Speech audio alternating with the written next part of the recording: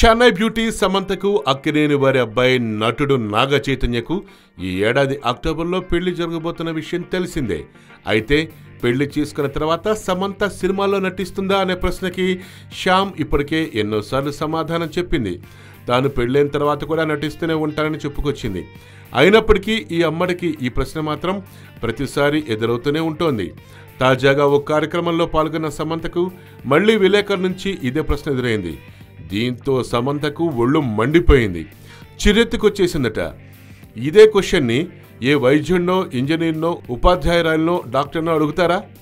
వారు పెళ్లి చేసుకున్న తర్వాత కూడా అదే వృత్తిలో ఉంటారు కదా అని సమంత ఆగ్రహం వ్యక్తం చేసిందంట విలేకరుల మీద. పెళ్లి చేసుకున్న తర్వాత ఇంట్లోనే కూర్చొని మగ్గిపోమంటారా అని ఘాటుగా ప్రశ్నించింది. ప్రస్తుతం సమంత తెలుగు, తమిళ సినిమాల్లో నటిస్తూ చాలా బిజీగా ఉంటోంది. మరి అంతే కదా, సమంతకు కోపం రావడంలో తప్పే ఉంది.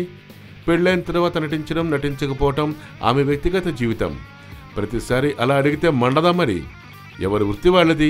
హీరోయిన్గా ఉన్నప్పుడే కదా 4 రాళ్ళు సంపాదించుకోవాలి.